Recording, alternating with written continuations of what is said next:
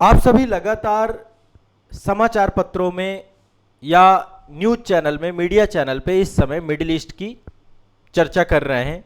लगातार आप सुन रहे हैं कि मिडिल ईस्ट में इस समय एक बड़ा संकट है। मिडिल ईस्ट में जो है इस समय युद्ध की स्थिति बनी हुई है। मिडिल ईस्ट के सारे देश जो है युद्ध की परिस्थितियों से लगातार जूझ रहे हैं। ईरान एक बड़े क्राइसिस से जूझ रहा है। इजराइल और ईरान के बीच में लगातार बड़े स्तर का तनाव है। अमेरिका के बहुत सारे फाइटर जेट जो है ईरान ने गिरा दिए हैं। ईरान मतलब ये चल रहा है लगातार, मिडिल ईस्ट का नाम सेंटर पे है। तो मैं चूंकि आप सभी को इस विषय पर एक ऐसे विषय वस्तु को पढ़ा रहा हूं जो कि आपकी परीक्षा के दृष्टिकोण से उपयोगी हो सकती है। न्यूज़ तो मैं आपको बता ही रहा हूं, ठीक है, न्यूज़ तो आपको जाननी है, लेकिन सबसे ज़्यादा इंपॉर्टेंट ये है कि ये जो पूरा का पूरा घटनाक्रम चल रहा है, ये घटनाक्रम आपके एग्जाम व्यू पॉइंट से कितना जरूरी है। तो जब हम मिडिल ईस्ट का इतनी बार नाम सुन रहे हैं तो क्यों ना एक बार हम मिडिल ईस्ट के बारे में विस्तार से समझ ही लें, हम जान लें कि मिडिल ईस्ट में कौन कौन से देश हैं।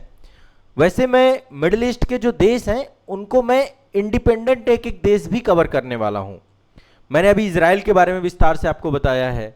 मैंने आपको अभी संयुक्त अरब अमीरात के बारे में विस्तार से बताया। यदि आप लोगों ने इजराइल, संयुक्त अरब अमीरात, इससे पहले ईरान के बारे में मैंने विस्तार से बताया है। यदि आपने ये सेशन नहीं देखे हैं तो वर्ल्ड ज्योग्राफी की एक प्लेलिस्ट मैंने बना रखी है। वर्ल्ड ज्योग्राफी की प्लेलिस्ट पे आप इनको देख सकते हैं। क्यों?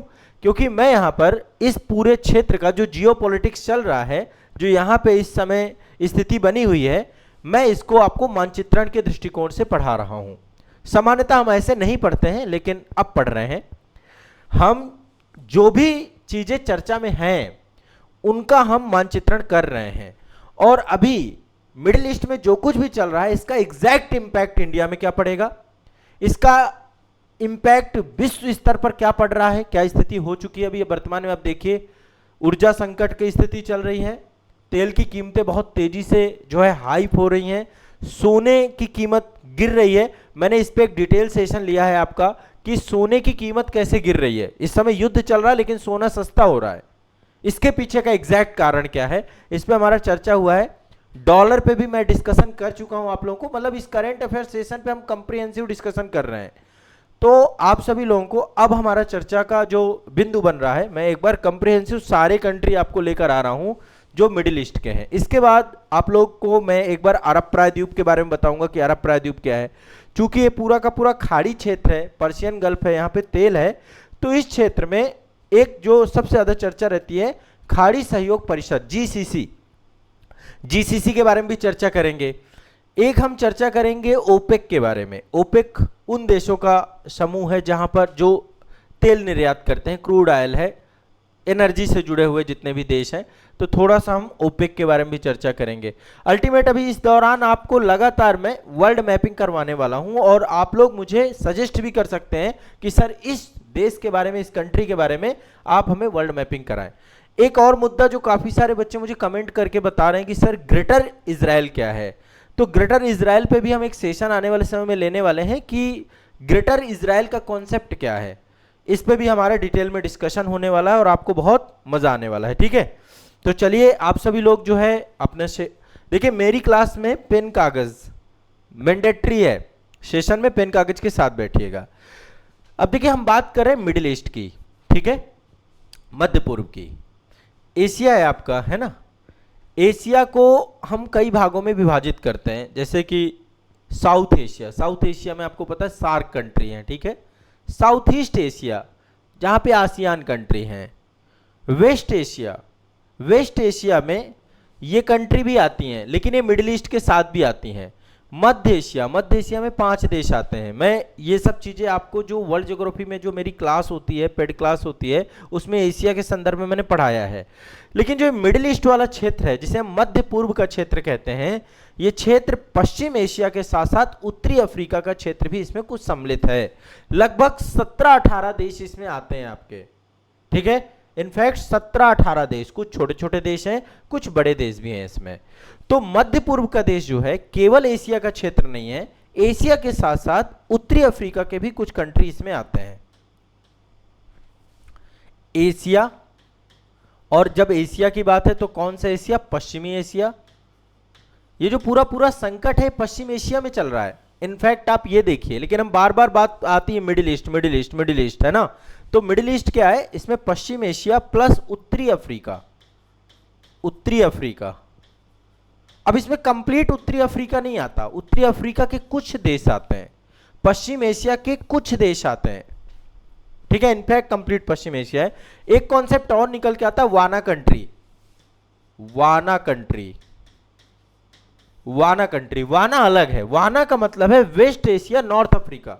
वाना के बारे में अलग से बात करूंगा। वेस्ट एशिया और नॉर्थ अफ्रीका को वाना कंट्री कहते हैं। एग्जैक्टली सब ये जियोपॉलिटिक्स और भू रणनीतिक टर्म्स होते हैं, मैं इन टर्म्स पे आगे चल के डिस्कशन करूंगा, ठीक है।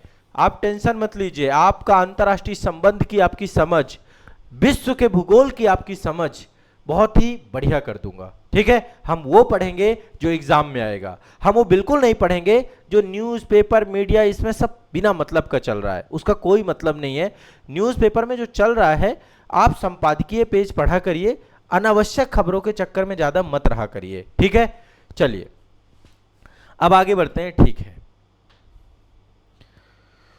यहां पे एक बार देश देख लेते हैं, टोटल कौन कौन से देश हैं। पहले तो मैंने आपको ज्योग्राफिकली बता दिया, ये आपका एशिया वाला क्षेत्र है, एशिया वाले क्षेत्र में ये आपका वेस्ट एशिया क्षेत्र है। देखिए थोड़ा सा यहाँ पे ज्योग्राफिकल एंटिटी देख लीजिए, कौन कौन सी ज्योग्राफिकल एंटिटी है यहाँ पे, ठीक है।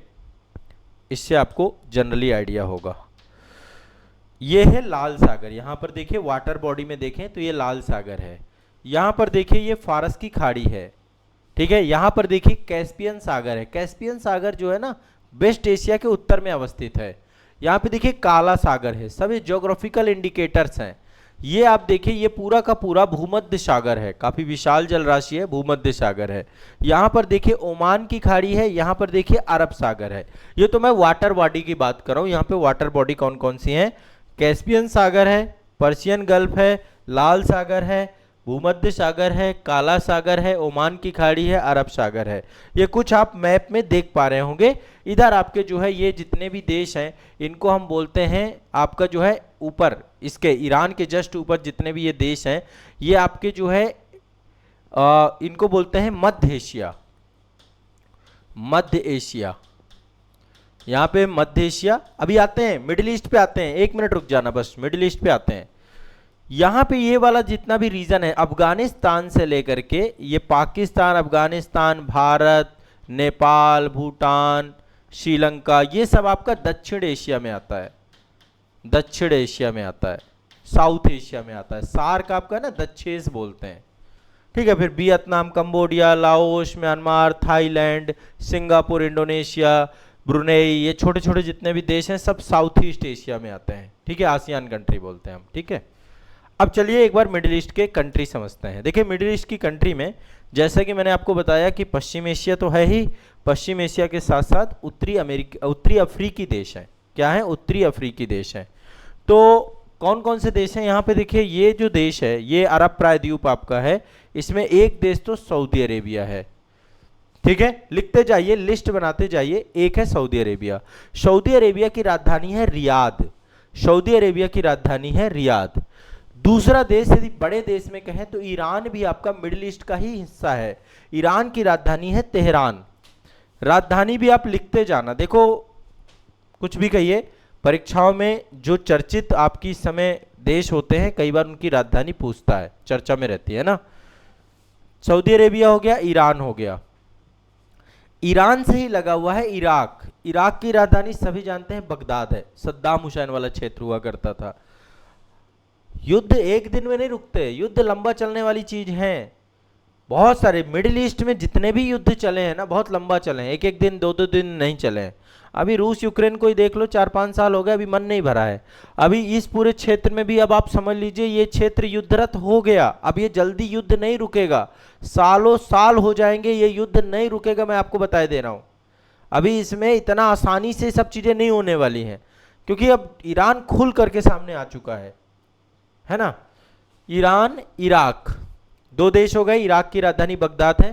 संयुक्त अरब अमीरात, यहां पर देखिए मैंने कल इस पर डिटेल में बताया, 7 अमीरातों से मिलकर बना है संयुक्त अरब अमीरात। हरमुज जलसंधि के बिल्कुल नजदीक है, यहाँ पे है हरमुज जलसंधि, पर्शियन गल्फ और ओमान की खाड़ी को आपस में जोड़ती है, फारस की खाड़ी और ओमान की खाड़ी को जोड़ती है। हरमुज जल संधि पे मैंने डिटेल वीडियो बनाया है, जिसने नहीं देखा एक बार देख लीजिएगा। ईरान इराक, ये सारे वीडियो आजाद आईएएस एकेडमी के यूट्यूब चैनल पे है बस, ठीक है। ईरान, इराक, सऊदी अरब, यूएई, ठीक है। यूएई की राजधानी है आबू धाबी, यूएई की राजधानी आबू धाबी। इसके बाद यहाँ पे छोटे छोटे देश हैं, एक तो कतर, कतर में एलएनजी बहुत ज्यादा होती है, लिक्विड जितनी भी प्राकृतिक गैस आती है भारत में सबसे ज्यादा वो कतर से आती है। कतर की राजधानी है दोहा, कतर की राजधानी बहुत चर्चा में रहा है कतर इस समय। अभी इजराइल और हमास वाला जब मैटर चल रहा था, कतर मध्यस्थता कर रहा था उस चीज की, कतर लगातार चर्चा में रहा है ना। कभी इजराइल ने यहाँ पे हमले किए हैं, अभी ईरान इस पे हमले कर रहा है, क्योंकि यहाँ पे अमेरिका के सैन्यवेश हैं। ऑलमोस्ट ये पूरा जितना भी गल्फ क्षेत्र है, अमेरिका ने काफी जगहों पर अपने सैन्यवेश बना रखे हैं। सऊदी में बना रखे हैं, कतर में बना रखे हैं, कुवैत में बना रखे हैं, बहरीन में बना रखे हैं, इजराइल में तो बना ही रखा है, यूएई में बना रखा है, अल्टीमेट हर जगह पे बैठा हुआ है। तो ये कतर है, कतर की राजधानी क्या है? दोहा। इसके बाद यहाँ पे कुवैत, कुवैती दिनार विश्व का सबसे महंगी मुद्रा है, ये समझ लीजिए। कुवैत की राजधानी है कुवैत सिटी, कुवैत की राजधानी है कुवैत सिटी, कुवैत की राजधानी है कुवैत सिटी, ध्यान रखिएगा। इसके बाद यहाँ पर एक देश है ओमान, ओमान जो है, ओमान की खाड़ी है। हरमुज जल संधि जो है ओमान और ईरान दो देशों के बीच में है, ठीक है ना। हरमुज जल संधि ओमान और ईरान दो देशों के बीच में है। तो ओमान की राजधानी क्या है? मस्कट, ओमान की राजधानी है मस्कट, ओमान की राजधानी है मस्कट, याद कर लीजिएगा। मेरी क्लास में आराम से इत्मीनान से सुनना है, जो चीज मैं बोल रहा हूं उसको लिखते जाइएगा। एक और देश है यहाँ पे यमन, यहां पर भी बहुत बुरी स्थिति है, हौती विद्रोहियों का मुद्दा चलता ही रहता है। यहाँ पर जो ये पूरा लाल सागर वाला क्षेत्र है, ये अरब सागर वाला क्षेत्र है, यहाँ पे पायरेसी भी बहुत होती है, लगातार जो है आए दिन यहाँ पे घटनाएं सुनने को मिलती हैं। यहाँ की राजधानी है सना, सना, ठीक है। यमन की राजधानी सना, ओमान की राजधानी मस्कट। यहीं पर एक देश है बहरीन, छोटा सा देश है, कतर के पास ही एक देश है बहरीन, बहरीन की राजधानी है मनामा, बहरीन की राजधानी है मनामा, मनामा, बहरीन की राजधानी क्या है? मनामा। इजराइल, ये है आपका इजराइल, भूमध्य सागर से लगा हुआ। ग्रेटर इजराइल की बात चल रही इस समय। ग्रेटर इजराइल में इजराइल अपना विस्तार कर रहा है, आसपास के देशों में हमले करके उन देशों में वहां की लैंड पे कब्जा करने की योजना है। इस पे हम बाद में बात करेंगे, क्या है इजराइल का सपना, क्यों इजराइल इस पूरे क्षेत्र को युद्धरत रख रहा है, क्यों इजराइल इस क्षेत्र पे ग्रेटर इजराइल का सपना देख रहा है। इस पे हम डिटेल में अगले सेशन में बात करेंगे। इजराइल की राजधानी है यरूशलम, वैसे ऑफिशियली देखा जाए तो तेल अवीव है, लेकिन अमेरिका ने यरूशलम को भी राजधानी के तौर पे मान्यता प्रदान की है। यरूशलम इजराइल का पवित्र शहर है, जो कई सारे धर्मों के लोगों के लिए पवित्र स्थान रखता है। इसी के अंदर, इजराइल के अंदर ही एक छोटा सा एरिया है, जिसमें से गाजा पट्टी और वेस्ट बैंक वाला एरिया है, जिसको हम फिलिस्तीन कहते हैं। फिलिस्तीन की राजधानी रामल्लाह है। क्या है? रामल्लाह, रामल्लाह जो है फिलिस्तीन की राजधानी है। तो यहां पे है इजराइल, यहीं पर है फिलिस्तीन, वेस्ट बैंक, गाजा पट्टी वाला क्षेत्र। अब तो तबाह कर दिया है, गाजा पट्टी को पूरी तरीके से कैप्चर कर चुका है इजराइल। वेस्ट बैंक में भी काफी हिस्से पर इजराइल प्रवेश कर चुका है। अब फिलिस्तीन की हालत बहुत लचर है, हमास पूरी तरीके से समाप्त हो चुका है, जितना भी टॉप लीडरशिप है खत्म कर की जा चुकी है। तो इजराइल बहुत खतरनाक देश है, ये समझ लीजिए। इसके बाद जॉर्डन, यहीं पर देखिए इजराइल के बगल में एक देश है जॉर्डन, जॉर्डन की राजधानी है अम्मान, जॉर्डन की राजधानी है अम्मान। इजराइल के उत्तर में एक देश है लेबनान, लेबनान में भी लगातार इजराइल हमले कर रहा है। लेबनान की राजधानी है बेरूत, बेरूत। संभवतः आप सभी को रिकॉल हो रही होंगी सारी राजधानियां, ठीक है। इसके बाद इसके ऊपर, लेबनान के ऊपर और इजराइल से ही सीमा सटी हुई है, जिसका नाम है सीरिया। सीरिया में एक समय आईएसआईएस का शासन चला करता था। अमेरिका ने कंटिन्यूअस सीरिया पे हमले किए और सीरिया पे आईएसआईएस का खात्मा तो अभी नहीं पूरी तरीके से हो पाया, लेकिन कमजोर काफी कर दिया है। सीरिया की राजधानी है दमिश्क, दमिश्क। आप एक चीज देखिए, बहुत खतरनाक पैटर्न है। यदि आप कोल्ड वॉर के बाद से देखिए ना, तो कोल्ड वॉर के बाद से ये जो पूरा का पूरा मिडिल ईस्ट का क्षेत्र है ना, इस पूरे मिडिल ईस्ट के क्षेत्र में अमेरिका ने सबसे ज्यादा हस्तक्षेप किया है। कभी अमेरिका करता है, पहले यूएसएसआर का था, अब अमेरिका का है। और अमेरिका सीरिया खत्म कर चुका, इराक खत्म कर चुका, जो है अब ईरान को ख़त्म करने के लिए आ चुका है। मतलब आप सोचिए कितने सारे देशों में लगातार कंटिन्यूअस जो है लंबे लंबे युद्ध लगी है। अफगानिस्तान की हालत खराब करके रख दी अमेरिका ने, आज वहाँ तालिबानी शासन आ गया फिर से अगेन। टर्की के बारे में आप सब जानते हैं, तुर्की, तुर्की की राजधानी है अंकारा, ये भी आपका मिडिल ईस्ट का क्षेत्र है, अंकारा है ना, यहीं पर है आपका, इस्तांबुल है आपका, है ना। और वेस्ट एशिया की जब बात करते हैं तो यहाँ पे एक देश है इजिप्ट, इजिप्ट की राजधानी आप सभी जानते हैं काहिरा है, मिस्र की राजधानी है काहिरा, काहिरा। बताइए ये सारे देश जितने मैंने आपको लिखवाए, एक और देश है, ये देश भूमध्य सागर में है, एक छोटा सा देश है जिसका नाम है साइप्रस, भूमध्य से, वो भी मिडिल ईस्ट का ही हिस्सा है। साइप्रस यहाँ पर है, मैं बता देता हूँ, ये वाला क्षेत्र देख रहे हैं ना, यहाँ पे साइप्रस है। साइप्रस की राजधानी निकोशिया है। क्या है राजधानी? निकोशिया। साइप्रस की राजधानी है निकोशिया। अब मैं आपको एक बार काउंट करके मुझे बताइए कितने देश मैंने लिखवा दिए आपको। ऑलमोस्ट सारे हो गए, ओमान हो गया, यमन हो गया, सऊदी अरब हो गया, यूएई हो गया, कतर हो गया, बहरीन हो गया, ईरान हो गया, कुवैत हो गया, इराक हो गया, सीरिया हो गया, टर्की हो गया, साइप्रस हो गया, इजिप्ट हो गया। ये जितने भी देश हैं ये सारे मिलकर के मिडिल ईस्ट बनते हैं। क्या बोलते हैं? मिडिल ईस्ट बोलते हैं। एक बार कंट्री मुझे बता दीजिए शायद लोग, कितने कंट्री? सारे मिडिल ईस्ट हैं। राजधानी क्लियर है सभी की? फिर से एक बार बता देता हूँ, सऊदी अरब की रियाद है, ईरान की तेहरान है, इराक की बगदाद है, संयुक्त अरब अमीरात की आबू धाबी है, कतर की दोहा है। यूएई पे डिटेल वीडियो कल मैंने बताया था, यूएई वाला वीडियो देख लेना, उसमें सातों अमीरात कौन कौन से हैं, क्या इंपॉर्टेंस है, सब बात हो चुकी है। कतर की राजधानी दोहा है, कुवैत की कुवैत सिटी है, ओमान की मस्कट है, यमन की सना है, बहरीन की मनामा है, बहरीन की मनामा है, इजराइल का येरूशलम है, फिलिस्तीन की रामल्ला है, जॉर्डन की अम्मान है, लेबनान की बेरूत है, ठीक है, और जो है सीरिया की दमिश्क है, तुर्की की अंकारा है, मिस्र की काहिरा है, और साइप्रस की निकोशिया है। ठीक है ना, तो ये आपको दिमाग में बैठा लेना है। क्लियर है, स्पष्ट है, कोई दिक्कत नहीं है। वाटर बॉडी मैंने आपको बताई दी है। अब कैस्पियन सागर से कौन कौन से देश सीमा साझा करते हैं, इस पे अलग से सेशन करेंगे। ब्लैक सी के साथ या पर्शियन गल्फ के बारे में तो अभी मैं खाड़ी सहयोग संगठन जब बताऊंगा अगले सेशन में तब डिस्कस करेंगे।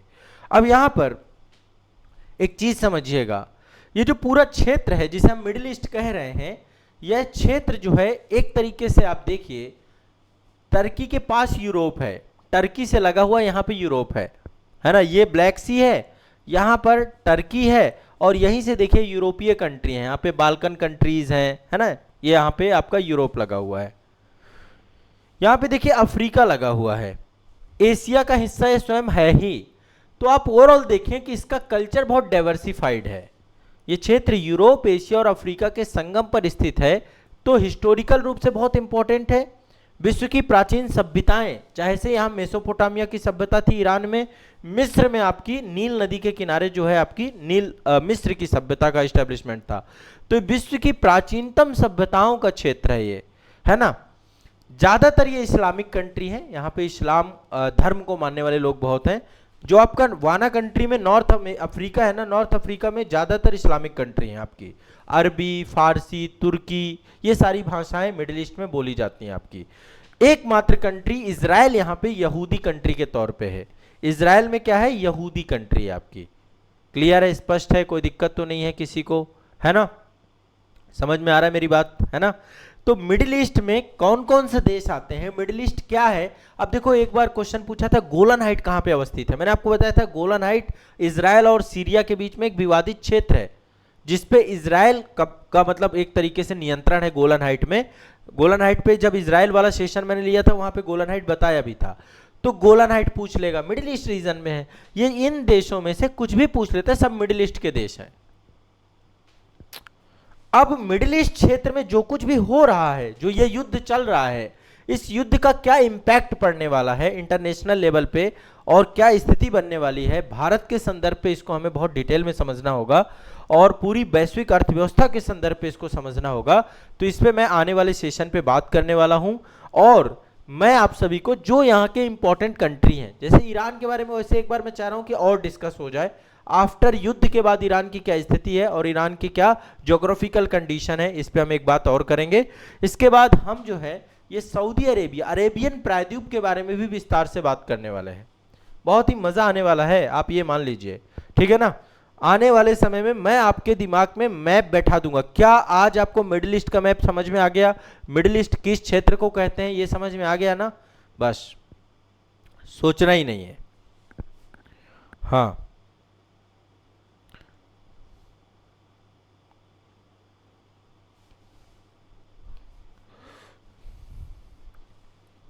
हाँ 17, हाँ 17 कंट्री हैं आपकी, 17 कंट्री आपकी मिडिल ईस्ट का हिस्सा है, ठीक है।